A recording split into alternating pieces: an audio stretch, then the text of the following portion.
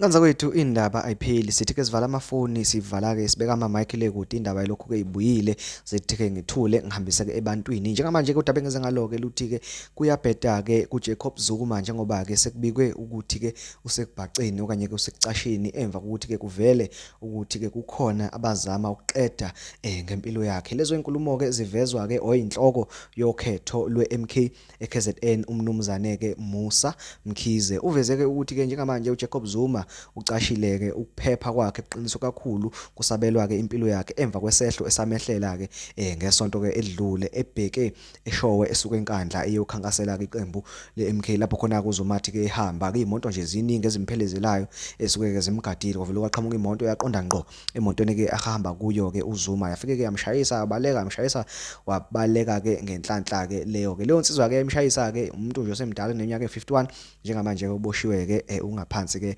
ekhindini ugadwe ngohlelo ke oluphezulu kakhulu usazochaza ke ukuthi ke wayethunywe ubani umnumzane ke Musa Mkhize uveze ukuthi ke yena ubona sengathi ke leya ndoda yayikade ke ithunyelwe njengoba esho nokusho ukuthi uyazi ukuthi bakhona abafuna ukuthi ke uZuma afe nabafuna ukuthi ke agule alale ke esibhedlela ushilo ke wathi labo uyabazi futhi basho bayaziwa ngoba ke bayakhuluma ngisho nakumabona kude ukuthi bona banamandla ukuthi ke benze noma ngabe yini kujike ngashiwo lutho ke ngalokho waphinde futhi waveza ukuthi ke labo bantu bathi bafuna ukuthi ke kuthi kushaya ukhetho uZuma ke ebeke elele esibhedlela njengamanje ke kubikwa khona ukuthi ke uZuma usacashile ngakho ukuthi ke ucashela impilo yakhe nganza kwethu kuningi kuyaqhubeka kuningi kuyenzeka asazi ukuthi ke iyozala inkomoni kukhetho luka 2024 sengiphuma nje ngiyacela ukuthi ngiziliqiniso uchofe usubscribe bese ke sidibana kwivideo elandelayo.